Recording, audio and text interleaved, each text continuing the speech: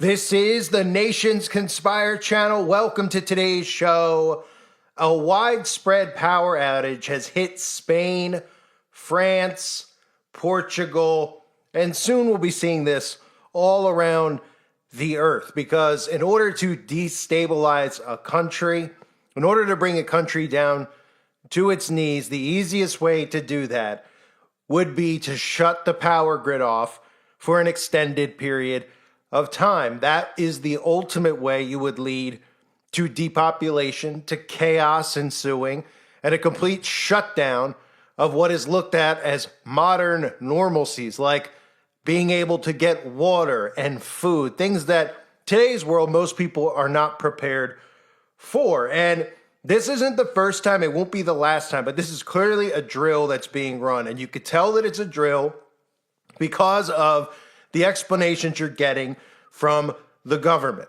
They can't pinpoint what it is, so they give you about 60 different excuses. And really what it comes down to is them hitting a switch, which eventually they will do everywhere, but they've already built in boogeymen in everybody's minds so that they'll believe that it wasn't their own government who did it to them. They would never do that to their own people. You know, the same government that we see all around the earth right now that are dividing its people based on political affiliation and making sure that the majority of people remain down one another's throats while they sabotage all of the laws and all of the rules and all of the ways of life that have become normal for us. So April 28th, 2025, this power outage struck Spain, Portugal, France. We're talking about airports, telecommunications being shut down, metro systems, traffic lights, mass chaos is what is ensuing. And Spain has now declared an emergency, a state of emergency after this nationwide power blackout that they can't really explain, but I'll get into some of the details momentarily. But here's a look at what's happening if you haven't seen it yet. With breaking news, large parts of Spain and Portugal have been hit by a power outage. Footage from Madrid shows chaotic scenes as the traffic lights stopped working. The Spanish rail company says the outage is at a national level and that trains are stopped and no departures are taking place. Local radio is reporting that parts of Madrid underground are being evacuated. Well, the Spanish power grid operator Red Eléctrica said it was working with the energy companies to try to restore power. We're also hearing reports from Reuters that parts of France briefly lost power following the outages that have also been reported in Portugal as well. The Spanish government, we're hearing, has convened a crisis meeting at the offices of Red Eléctrica due to the power outage. This is coming from the Spanish newspaper El País, who is reporting that. Let's show you the scenes from Lisbon. Portugal has also been hit by the outages. Those are the scenes there. It does seem like the traffic is moving, but I think it's just really confusing situation on the ground. Nobody really seems to know what's happening. Absolutely no word at all on what potentially could have caused this. The Spanish airport operator says that Spanish airports are suffering some disruption due to the power outage, but that they have contingency generators that are active. The countries, Spain and Portugal, have a combined population of more than 50 million people, so a lot of people potentially affected here. The Spanish generator Red Eléctrica says that the Iberian Peninsula has been the worst affected. Well, let's bring in our correspondent, Amelia Harper, who's keeping an eye across all of this. Amelia, any clearer about what on earth is going on? No, this is information that is coming in really thick and fast, and as per those pictures there, you can see that traffic is moving and trying to, from what we are looking at, trying to make its way around pedestrians as there are power outages to those traffic lights, meaning that there is just utter chaos from that live shot there in Lisbon. But we understand that this power cut happened at about 11:30 UK time, and the population of both Spain and Portugal is about 50 million people. So you can imagine just the scale of the impact that this is having. Those are some images there of some of the traffic that's come to a stop due to the traffic light issues. And as you were mentioning before, Spanish power grid operator Red Eléctrica has confirmed that there are outages across the country. They say it's working to restore the power as quickly as they can. They're working also to analyse what has caused the blackouts, because at this stage it's still very much unclear. In a post on X, the company said all resources are being dedicated to solving it. And it's actually so severe that Spain's Prime Minister and Energy Minister are travelling to their headquarters, the actual grid operators' headquarters, to monitor the situation. So I think if we go through first the roads, we've got live pictures there of what's happening on the roads. Traffic lights have stopped working and cars appear to just be making their own way as they can through the city.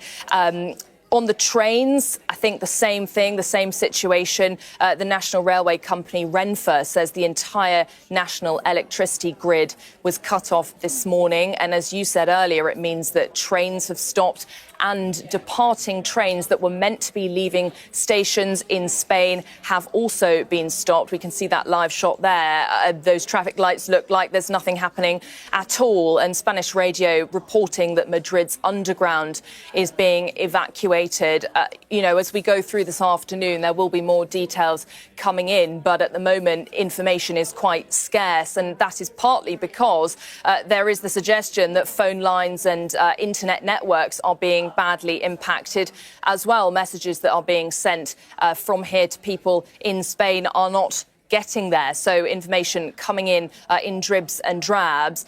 We've addressed the trains. Now let's look at planes. So local media outlets in Spain are reporting that the power is out at the main airport that services Madrid. That's Barajas Airport, and this is actually an airport that handles over 66 million passengers, making it the busiest airport in Spain. So you can imagine the queues and the frustration within those terminals this afternoon.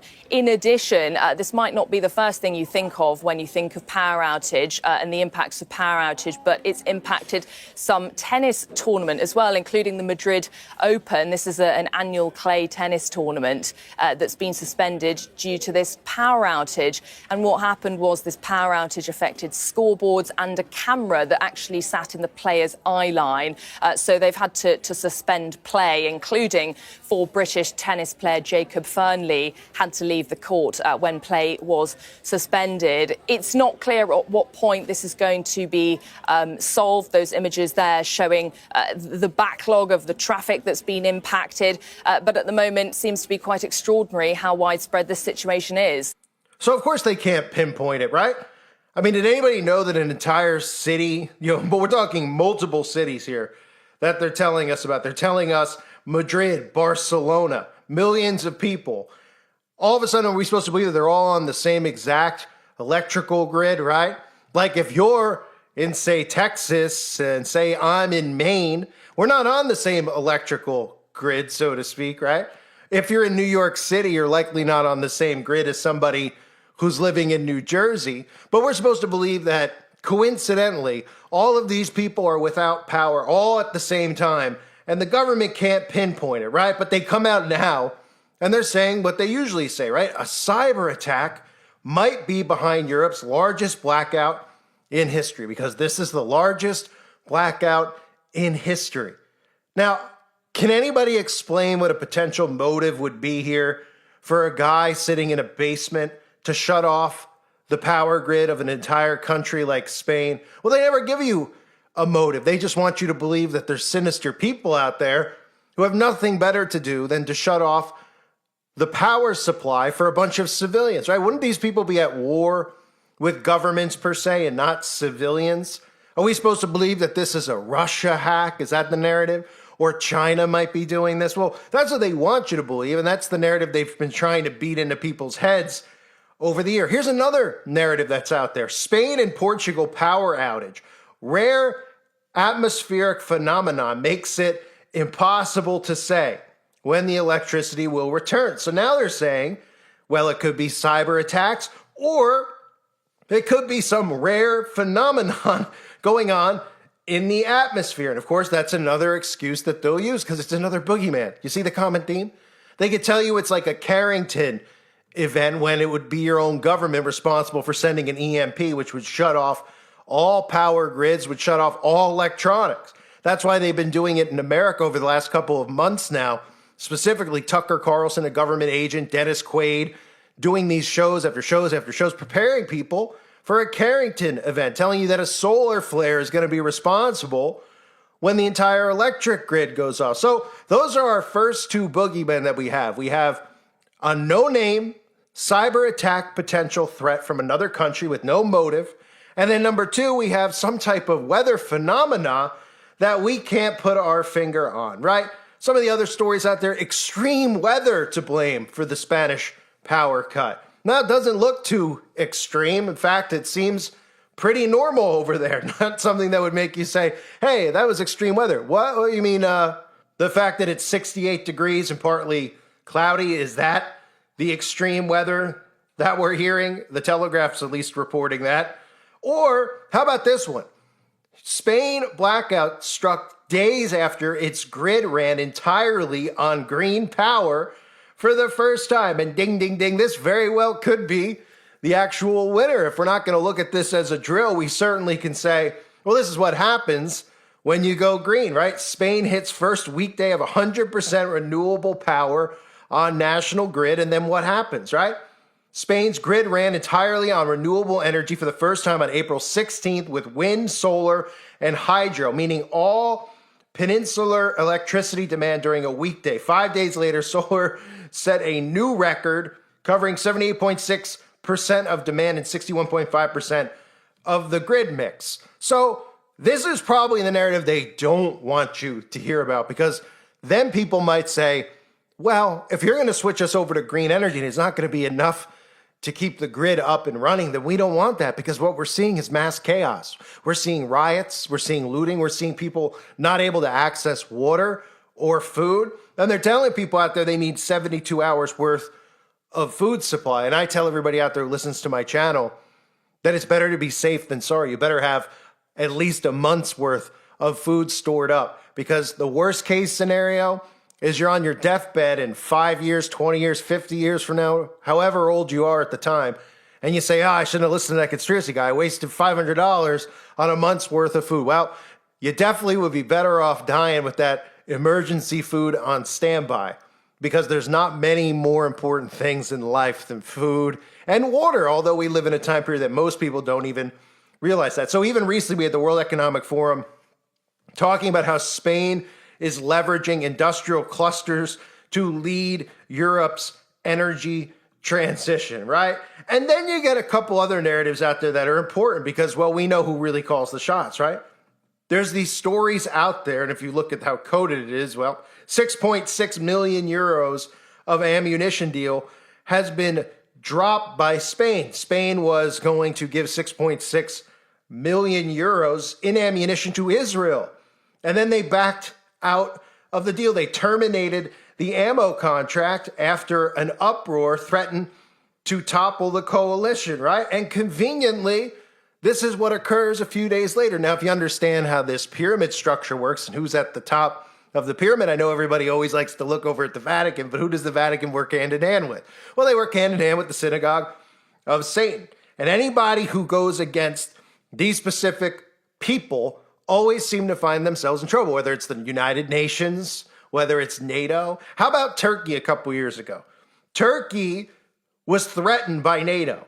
They said serious consequences if Turkey blocks Sweden and Finland from getting into NATO.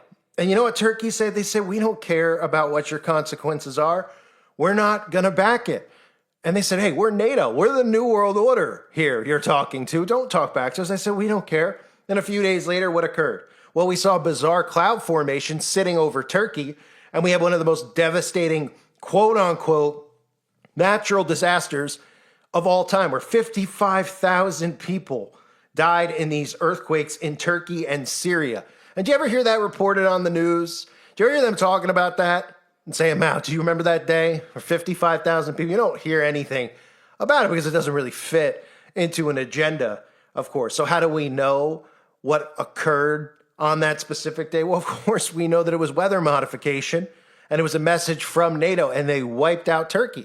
And then days after all this occurred, NATO said, we'll come in and we'll help, but you have to let these people into NATO. And they said, okay, we're on board now after you just slaughtered 55,000 innocent civilians. So what you're seeing right now is clearly a test run. And it could be a test run that's done to see how this green energy, this renewable energy grid will actually run. But they don't really need to do that because everybody out there knows that there's no way that these new grids are going to be sustainable. In fact, they're creating these grids so that they can sabotage our way of life by telling us that we need to ration electricity and we all need to be good people. We all need to go by a carbon footprint. We're all helping the world out by turning ourselves into prisoners, right? So every article that's out there cannot give you a legitimate explanation. But you know who can give you legitimate explanations on these things? Well, all these guys who meet at the World Economic Forum, from Klaus Schwab to all of them, because they've been telling us, just like they told us for years, that there was going to be a pandemic that occurred, and then conveniently after Event 201, we got one. Well, these same guys have told us before the year 2030 that there was going to be massive cyber attacks because the real Great Reset revolves around a grid shutdown, because when the grid goes down, more people will die from that than died from a pandemic. And guess what happens when the grid goes down for, say, 3 months to 6 months and it comes back on? Well, your bank account is what's reset, and that's part of the Great Reset. Here they are talking about, because they know better than anybody, right? Because they're the ones who are planning and conspiring and doing these things and then telling you, oh yeah, cyber attacks are going to occur. We don't need a motive. We don't need a reason behind it. There's just really bad people who want to go after the other civilians of the earth instead of going after wicked governments, right? Yeah, sure. Global Security Outlook Report 2023. This is a result of research in collaboration with the forum's communities and our partner Accenture, in which we've interviewed and sought input from over 300 executives globally. The most striking finding that we found is that 93% of cyber leaders and 86% of cyber business leaders believe that the geopolitical instability makes a catastrophic cyber event likely in the next 2 years. But still pay insufficient attention to the frightening scenario of a comprehensive cyber attack, which would bring to a complete halt to the power supply, transportation, hospital services. Our society as a whole would be seen in this respect as a small disturbance in comparison to a major cyber attack. So, and again, as I've said over the years, part of the reason that they've always given us the image of a guy in a hoodie with, in a dark computer room in a warehouse somewhere is because they use that as an actual mechanism to convince you that these are the people responsible. And they do it over and over and over again. It's a boogeyman. There's always boogeymen involved that are out of reach, whether it's one of these guys that has no motive or whether or not it's a country that's supposedly, an adversary of your country, right? So some in America think Russia is the bad guy. Some in America like Russia. Some in America think China's the bad guy. Some think that China's the good guy. But you have these adversaries who sit there and pretend like, oh yeah, well, they could be the ones who are responsible for shutting off the grid in the United States of America. Maybe because of the tariffs. Maybe because of the behavior of Americans. Maybe the Russians don't like that, or the Democratic Party, right? And everybody out there believes it. And that's the point. So that when a drill like this goes live, and it is the actual real thing, because remember, these drills end up going live. What they do is they set these things off. They monitor how people behave, what people are saying online, what types of emotions people have. Are people actually getting together in the streets? Are people actually on to who's really responsible for? That's what they do.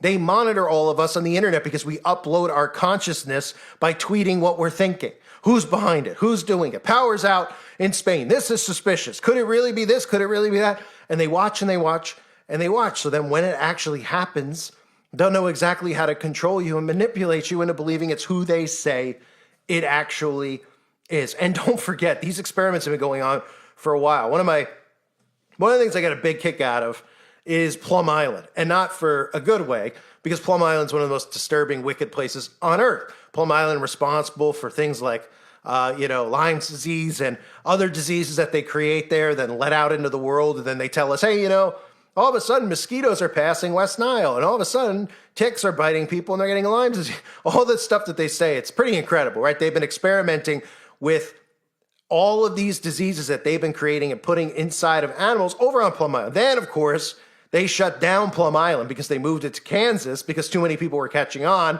with everything that happens over there. And then all of a sudden, guess what was going on at Plum Island? Well, they turned Plum Island into a gigantic U.S. military operation to test cyber attacks on our grid, right?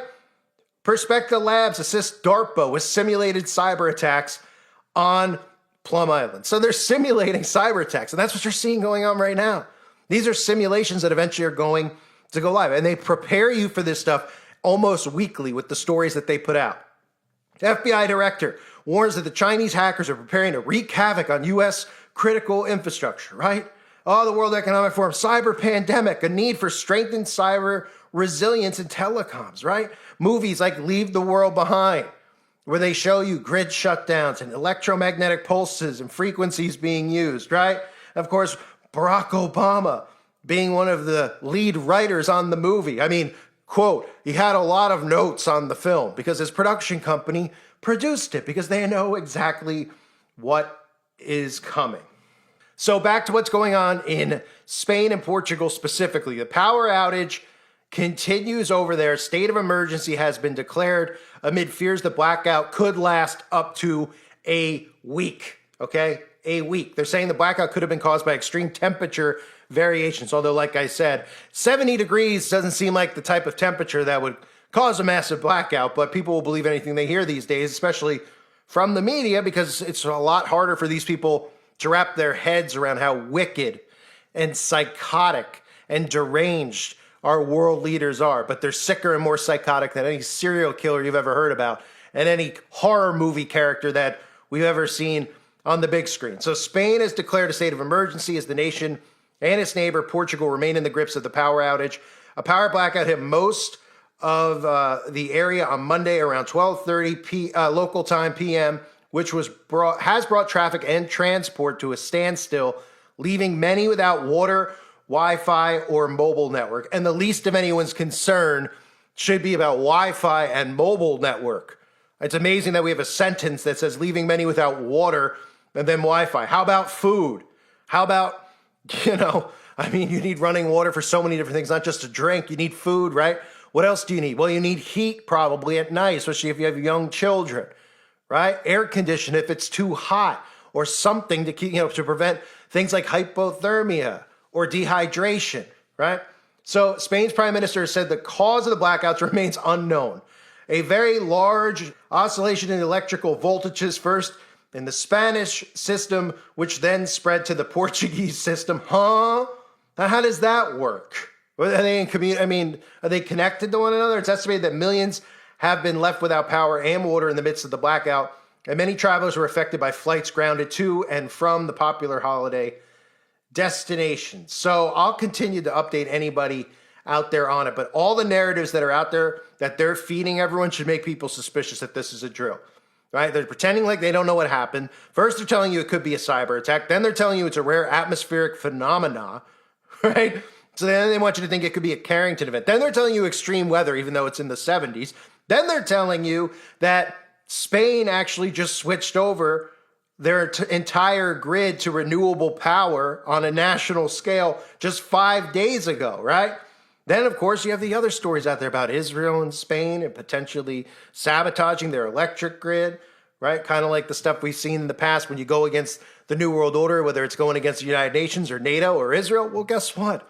These are the consequences that come from that. So this is likely a drill that eventually will happen everywhere. It's part of the Great Reset. I don't say that to make you fearful. People hear me say that and they're like, oh man, he's just pumping out fear until it actually happens, I mean, for years, we were all talking about the pandemic beforehand, that they had to get the nanotech inside people's bodies. And then it happened. And then people still called us conspiracy nuts. All I'm trying to do is get people out there to take the simple precautions needed. Have food and have water. It's not that hard of a thing to do, to have it, whether you go on one of these food supply sites and get a large amount of food for a long period of time, or you just go to the grocery store and get stuff that is canned that you can keep for a while and ignore the expiration date on the cans, because there used to be that you can get a can of soup and a can of soup would last 10 to 20 years. Now you get a can of soup in 6 months it expires because they want you to throw it out. They don't want you stockpiling anything. And people automatically will throw it out because oh, I guess it's expired. I don't want to eat bad food and get a tummy ache, right? How convenient. All of a sudden, everything's got an expiration date on it. It used to just be like, hey, milk has an expiration date. You didn't even need it because obviously you could smell it or see if it was curled or not and you dump it out. Now it's like, oh, all the canned stuff has to be thrown out too because they don't want you prepared for anything. And I'm trying to tell people to be prepared. You don't have to live in fear to have food stored up. Think of some things that you spend money on and you go, you know what? Do I really need this week? Do I need to spend a couple $100s this month on a purse or something I wanted to get? Or you get food and then you have peace of mind. You say, hey, I got some stuff stored up at my home. Because I guarantee you the people over in Spain right now, knowing that they're going to have at least a week without power, that's like a nuke going off in your head.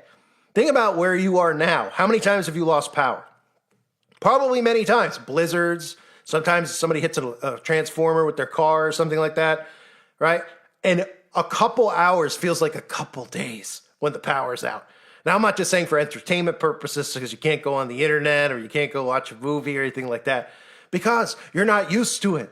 You don't have running water in most places all of a sudden because your well doesn't work because you don't have electricity, right? Got to keep your fridge shut. You don't want to let everything out because everything could spoil, right?